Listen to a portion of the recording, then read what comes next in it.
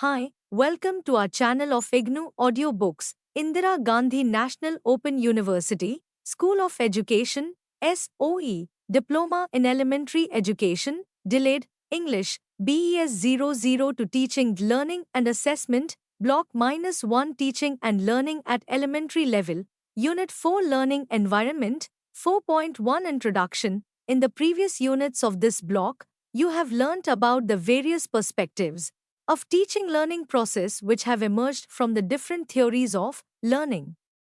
You have also learnt about psychological, socio-cultural and school related factors which affect the teaching learning process. Now, having understood how learning takes place, you may be curious to know how to obtain maximum output in student learning. One way to achieve this objective is through creating good learning environment in the classroom. You know that learning is not just limited to the classroom but it takes place even in the informal settings, i.e., in school, community, and among peers. In this unit, we discuss the concept of learning environment and also about its various components. As a teacher, it is essential to understand the ways through which you can create a conducive learning environment in your class. 4.2 Objectives. After going through this unit, you should be able to times explain the meaning of learning environment, times differentiate between formal learning and informal learning environment, times analyze different components of learning environment, and times discuss the ways to maintain and sustain conducive learning environment in classrooms. 4.3 Meaning of learning environment. All of us know that learning is an ongoing process which is often associated with school. But it is also a result of the interaction between individuals and environment in which those operate. Hence, it is a dynamic process which takes place throughout life. Environment in which learning takes place may be described as a composite of natural conditions, circumstances and influences, and sociocultural contexts in which an individual is situated. Therefore, you can say that learning environment is the sum total of the surroundings in which individuals interact to enrich experiences and thus leading to learning. Let us now go through the meaning of learning environment from the point of view of the various learning theories and also from the various settings of learning. If you analyze the various learning theories, you will find that social environment plays a significant role in learning. Bandura, a social psychologist, in his social learning theory proposed that new behavior can be learned through the process of observation and imitation. Therefore, it can be said that learning takes place as a result of interactions among personal characteristics, behavior, and environmental factors. Besides social environment, physical environment also influences learning. The role of culture is also considered as a significant factor of learning. Vygotsky, a constructivist thinker, believed that the mastery over the culturally important tasks can take place only through social interactions. For him, socio-cultural environment plays a significant role in the process of learning as the learner uses cultural tools like language to mediate the meaning-making process. It is understood that learning outcome is contextual in nature. Variations in learning environment lead to different learning outcomes. Learning is a continuous process and is not limited to any particular setting. Based on the different types of settings, UNESCO, 1984, classified following types of learning: times formal learning, institutionalized; times non-formal learning, organized with flexibility; times informal learning, incidental and individualized, not organized. The terms formal, non-formal, and informal are often used to describe the learning environments. You know that the formal learning mainly takes place in school, whereas informal learning takes place in family and community. Let us understand more about the concepts of formal, informal, and non-formal learning environments. 4.3.1 Types of learning environment. A. Formal learning environment. Learning environment that occurs in formal organized institutions like schools, colleges, and universities is known as formal learning environment.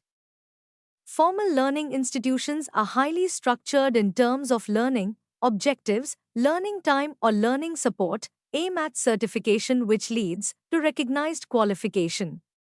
The intention of learning process is very high from the perspective of the learner.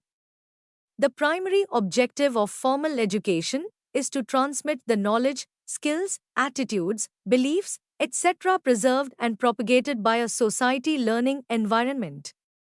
This is evident from your experience as a teacher that you have to teach what is there a curriculum prescribed by the state. As a formal learning organization, school plays a major role in formation of ideas, habits and attitudes of a child with the aim of development of balanced personalities.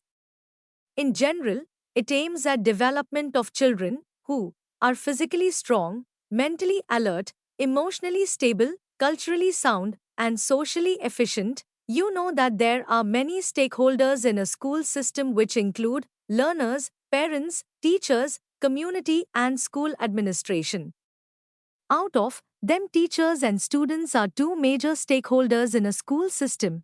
The functioning of school as a formal learning organization is characterized by the continuous interactions between students and teachers.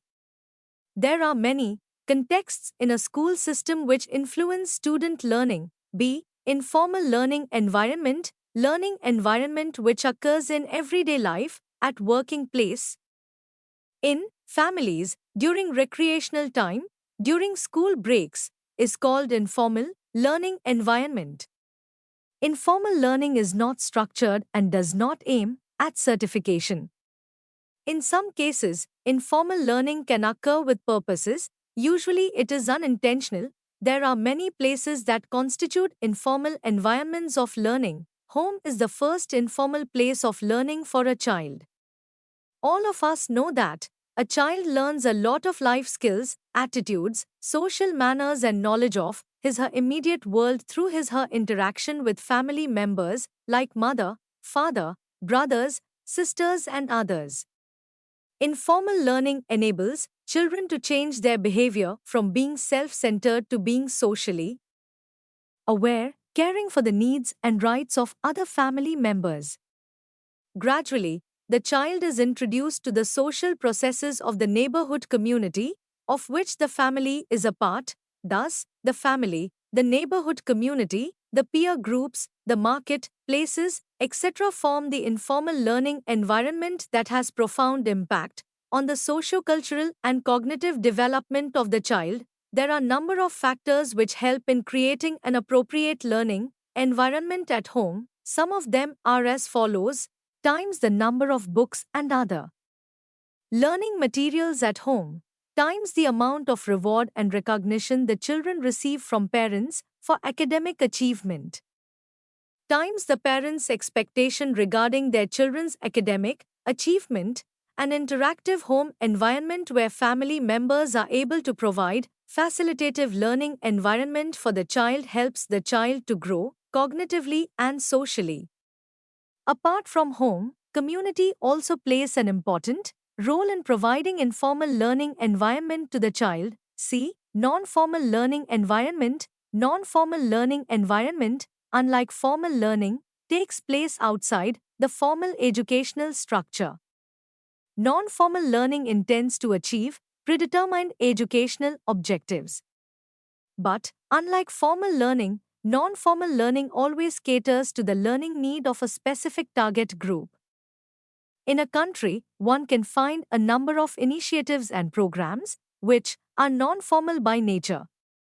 In India, adult education programs, basic education programs, literacy programs, health awareness programs meant for school dropouts, agricultural extension programs, and the like constitute non-formal learning programs. Non-formal learning programs are always conceptualized to achieve short-term and special educational goals and objectives. For example, in any kind of literacy program, the objective is only to achieve literacy among the illiterates, and the program is geared towards the achievement of that objective only. IGNOU 2005, Curricular experiences in non-formal learning programs are generally formulated keeping in mind the specific needs of the target group. These are more individualized rather than broad-based and general in nature. For example, programs meant for village-level health workers contain specific information pertaining to health care in the context of village environment. The teaching learning process is generally learner-oriented and flexible in nature. Transaction of learning experiences is centered around community resources. Activities in non-formal learning programs are mostly organized, keeping in mind the convenience of the organizers as well as the learners. Like formal education, measures are also taken to carry out both formative and summative assessment by midterm review and final review. IGNOU 2005. 4.3.1 Importance of creating a positive learning environment. There is growing evidence that a positive learning environment increases student achievement. It also contributes to learning and helps in building strong relationships between teachers and learners. A positive learning environment also provides a feeling of safety to students, staff, and visitors. A good learning environment helps in building a culture of mutual trust and respect that engages the learners meaningfully in the task of learning. Besides that, it also supports a relationship between teaching and learning that helps in improving childhood mental health and academic performance. If you could create a learning environment which is culturally and linguistically diverse, it results in stronger connections between each student and teacher. Therefore, a positive learning environment does not only help a learner to perform better cognitively, but also ensures a balanced development of his/her personality. 4.4 Components of school environment that influence learning. Formal learning, as you know, involves interactions between teachers and learners in formal learning settings. Schools provide both students and teachers with social and academic platforms to interact among themselves. School environment comprises the school surroundings with which a learner interacts on a regular basis. Be it studying, playing, quarreling, or simply gossiping, the learner has someone around. Every interaction and interpersonal relationship of a learner occurs in this social environment of the school. Many social skills, habits, attitudes, and prejudices of individual students are tried out, tested, and refined in the social environment of the school. Thus, if we have to understand the nature of the influence of school environment on a learner, we have to understand what constitutes the surroundings of a learner. Some constituents of school environment are discussed as follows. Physical environment. Learners are constantly interacting with the physical environment of their schools during scheduled or unscheduled time, consciously or unconsciously. Physical environment of a school includes its physical surroundings and other facilities available in the school for learners. There is strong, consistent evidence for the effect of basic physical variables, air quality, temperature, noise, on learning. Dalton and Simpson, 1987, comment that the classroom is the basic structural unit of our educational system. The nature of the classroom is clearly affected by the school design and objectives adopted at the school level. Not enough attention is paid to the importance of physical environment for learning. The absence of the minimum essential standard for a school drastically affects the teacher's productive output and classroom management. Yet, you will commonly find that the physical surroundings and facilities differ from school to school. This difference has an impact on the meaningful engagement of teachers and learners in the process of learning, and thus leading to even low achievement. Mostly the comfortable physical environment is just limited to meeting out the requirement of having good furniture. But other components must be included while designing good classrooms, which include times different room arrangements serve different purposes. It is necessary for classrooms to have some degree of flexibility. For example, physical arrangement of chairs, tables, benches, etc. in classrooms must be different from science laboratory, educational technology laboratory, sports room, workshops, etc. Times ownership of space and equipment by both teachers and students is important. Ownership and engagement are important elements, so there has to be a balance in display of student work, for example, between permanent and fresh elements. 2. Psychological environment. If building, space and facilities provide physical environment to a school, its philosophy and practices provide a psychological environment to it. The psychological environment of a school would refer to the stimuli that influence upon the learner's psyche in the school. For example, the attitude of the teacher towards a learner would act as a stimulus for the learner to do or not to do certain things in the school. How does the psychological environment influence a learner? Researches indicate that the psychological environment of a school has the most powerful effect on the learner and on the process of learning. The expectations of conduct, the nature of reward and punishment mechanisms and learning, engagements, etc. have an influence on the learner as well as on the process of learning. For example, imagine a situation in a school where a learner is kept in a threatening situation. This situation will result in the development of anxiety in the learner. Anxiety may lead to undesirable behaviors such as escaping from tests, blaming the teachers for faulty questions, engaging in malpractice, and so on. Thus, the psychological environment created in the school will have an impact on learners. Let us now take another example. Suppose in your class a student makes a remark which you find offensive, like "fats children are stupid." This could primarily be your problem as it disturbs you, whereas the student may not take the remark seriously. But if the same student complains repeatedly, then his/her classmates will refuse to let him/her into group projects. At that point, everyone shares in some aspect of the problem. The criticizing student is prevented from doing his/her group work, and many classmates and the teacher are also offended. 3. Social environment. Every school provides its students with a social environment in addition to the physical and the psychological environments. As you know, a learner is surrounded by other learners as well as the teachers.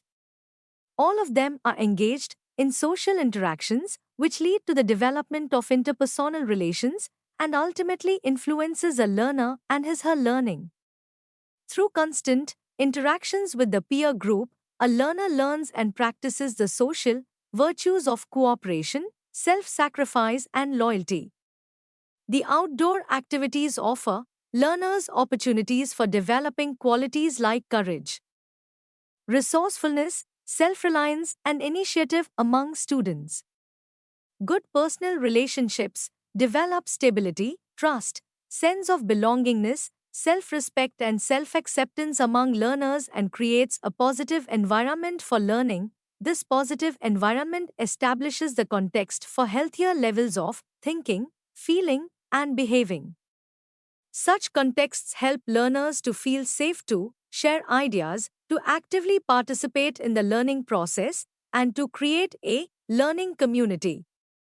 When learners perceive that individual differences in their abilities, backgrounds, cultures, and experiences are valued, respected, and accommodated in learning tasks and contexts, their levels of motivation and achievement are enhanced. After understanding the various components of learning environment, now it is essential for you to know how to create learning environment. 4.5 Creating a conducive learning environment in a classroom. Earlier we have mentioned that for learning to be effective in schools, it is necessary that a conducive environment for learning is developed. It allows learners to interact with the teacher and among themselves during the teaching-learning process. If a classroom is not properly organized to support the type of schedule and activities a teacher has planned, it can impede smooth transaction of learning experiences as well as limit what and how students learn. However, a well-arranged classroom environment is one way to more effectively manage instruction because it checks students' behavioral problems and establishes a climate conducive to learning. Creating and maintaining a stimulating learning environments can be achieved through effective classroom organization. Such exercise promotes interactive climate leading to innovation. As a teacher, you are expected to fulfill at least the cognitive demands of the learners, academic task demands, understanding, and working with content, and social task demands, interacting with others concerning that content. This implies development of such an environment where learners can constantly understand the content and find appropriate ways to participate in various kinds of group activities. Therefore, your role is important in facilitating the learning of these academic and social tasks, but you must understand what is needed to achieve this goal. It involves creating and maintaining a learning environment within the classroom, which requires careful planning right at the start of the academic session in a school. The learning environment must be envisioned both in terms of organizing a physical environment and cognitive activities for the learners. In this section, we discuss both the aspects of the learning environment from the point of view of its nature and organization. 4.5.1 Ensuring good physical environment. As a teacher, you expect that your learners must come ready to learn, but often we forget to look around and see whether the space, classroom, where they come for learning are conducive to learning. So, how would you analyze whether the physical space in your classroom promotes learning? You must keep in mind the following questions to judge the appropriateness of learning environment. Times is the space inside the classroom warm and inviting?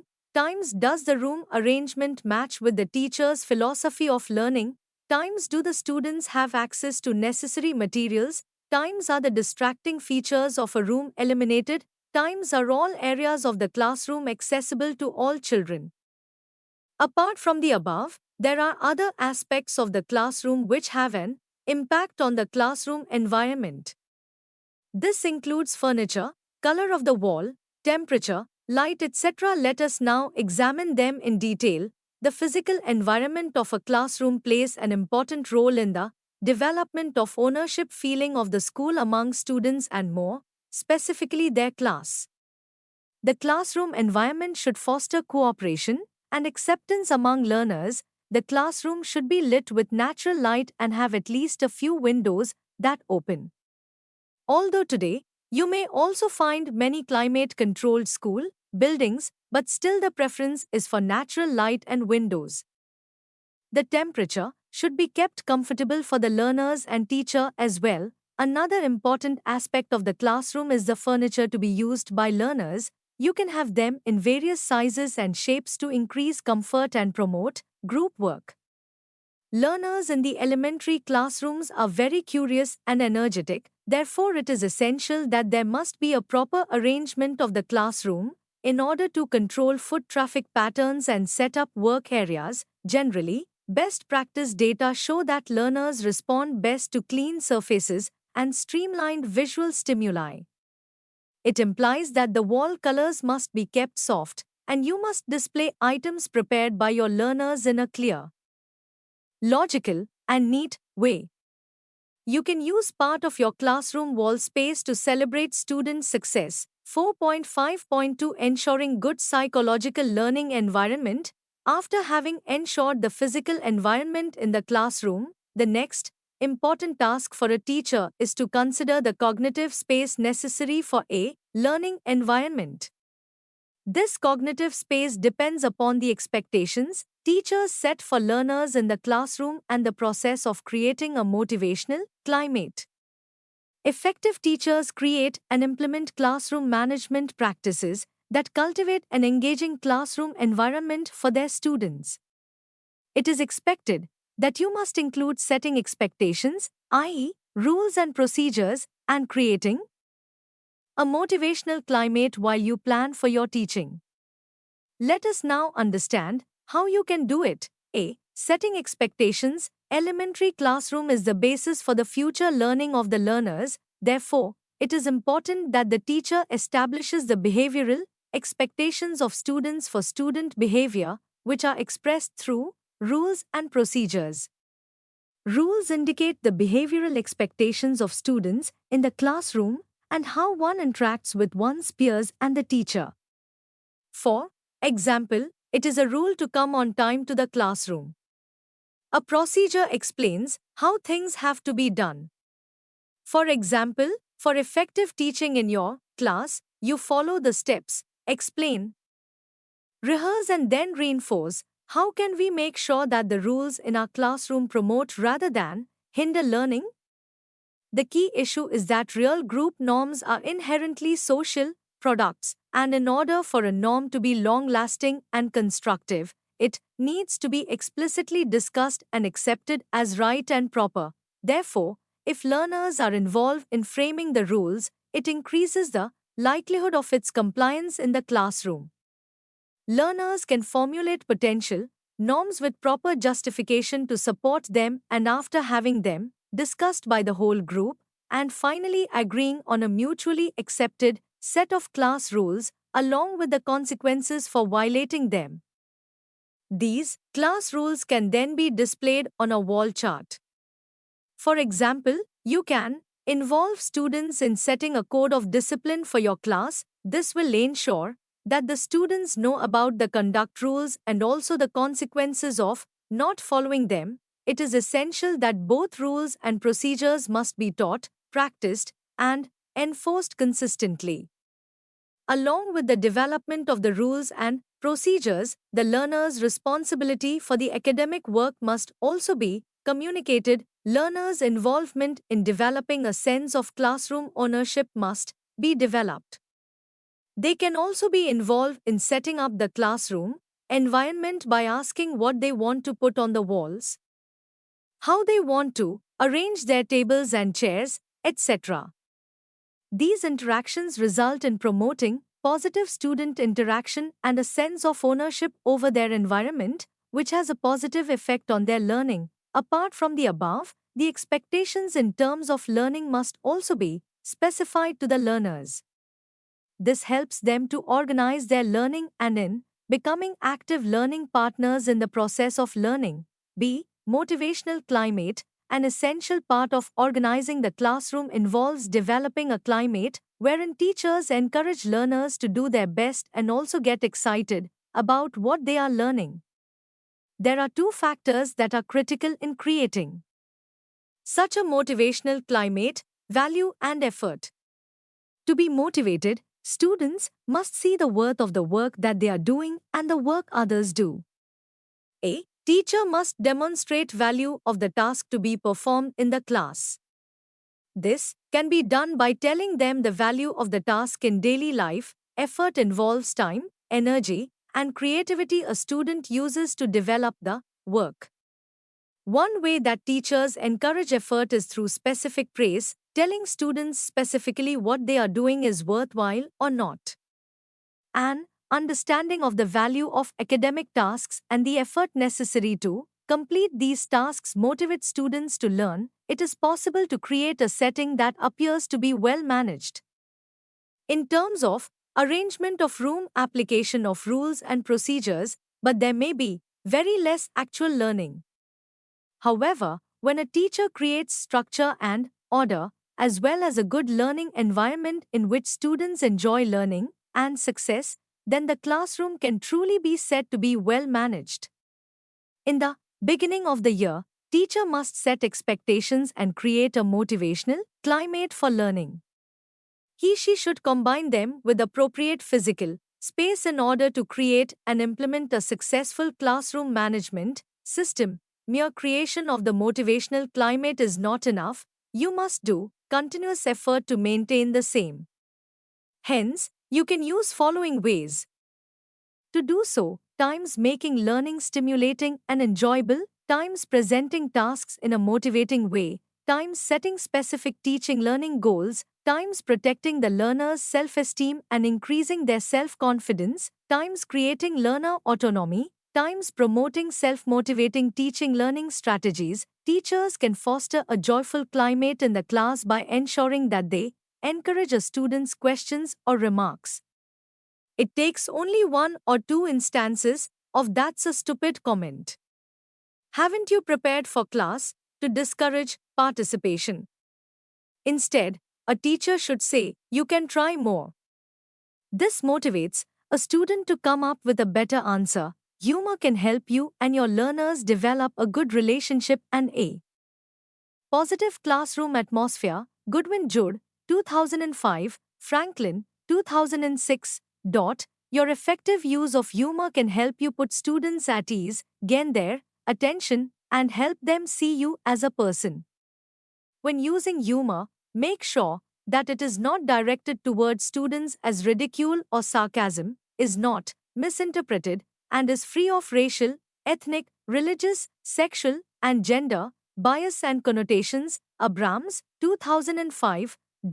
You can increase the motivational climate in your class in the following ways. Times fostering classroom atmosphere which is based on trust, cooperation, empathy, and risk taking. Times model positive attitudes, respectful behavior, helpful conversation, and constructive actions. Times do not permit ridicule, sarcasm, or superiority to exhibit in classroom. Times give students opportunities to share their experiences and learning with each other. Times help others to view your students positively and treat them well.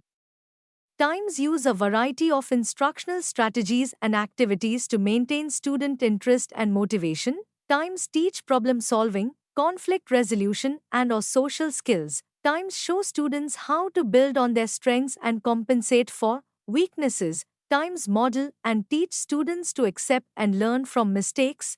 Times emphasize improvement rather than perfection. C. Understanding individual differences. For creating positive environment in the classroom, it is essential that you become responsive to the individual needs of learners. An effective teacher has to be sensitive to the individual differences in terms of their preferred learning styles by varying the rate, amount, nature, or content of the instruction. Teachers who modify their instruction to accommodate individual differences send the message that they want to reach all of their learners whenever they need them. This also ensures active participation of learners in learning activities. Teachers should use a variety of instructional techniques to include different sociocultural characteristics of learners like language, socioeconomic conditions, cultural background that influence their learning. They should use instructional strategies and techniques to suit to the learning needs of children with physical, sensory, or learning disability. They should select instructional methods like peer tutoring, cooperative learning, etc. to cater to different learning styles. 4.6 Maintaining a learning environment. A teacher is required to actively monitor their learners for maintaining a learning environment. Active monitoring includes watching student behavior closely, correcting inappropriate behaviors before they escalate, dealing with misbehavior consistently, and attending to student learning. Maintaining effective learning environment involves helping students when they are stuck, when they need support, when they need direction, when they need correction, and when they need encouragement. When students behave inappropriately, you must handle it promptly to keep it from continuing and influencing other students. Though you can handle most misbehavior by using techniques such as eye contact, serious misbehavior requires direct intervention. In a situation when learners have misunderstandings about academic content, you must look for ways to reteach content and to improve the clarity of communication. The clarity in teaching can be brought when you describe the learning objectives clearly, give precise instructions for assignments, and respond to questions with understandable explanations. Thus, classroom communication, including clarity of instructions and understanding of learners' needs, is important in maintaining a good learning environment. A good learning environment also ensures understanding value of others' contributions and value of diversity within the classroom. the uniqueness of each classroom and the variety and complexity of tasks that teachers face make it impossible to prescribe specific techniques for every situation. 4.7 Summary. In this unit, you have learnt about this broad concept of learning environment as the surrounding which helps the individual to interact in a way that it results in meaningful learning. In the unit, we have also discussed about its various components, which includes physical, psychological, and social environments. Creating and maintaining stimulating learning environments can be achieved through effective classroom organization, which is interactive and has a climate of innovation. As a teacher, you are expected to fulfill at least two cognitive demands of the learners: academic task demands, understanding and working with content, and social task demands, interacting with others concerning that content. Therefore, while planning for a good classroom environment, it is essential that you understand the ways through which it can be achieved. It is not enough to create a good learning environment, it is equally essential to maintain, which can be done through constant redirection, essential correction, and constant encouragement. Thank you. Subscribe to our channel for more updates, and we will see you with the next chapter.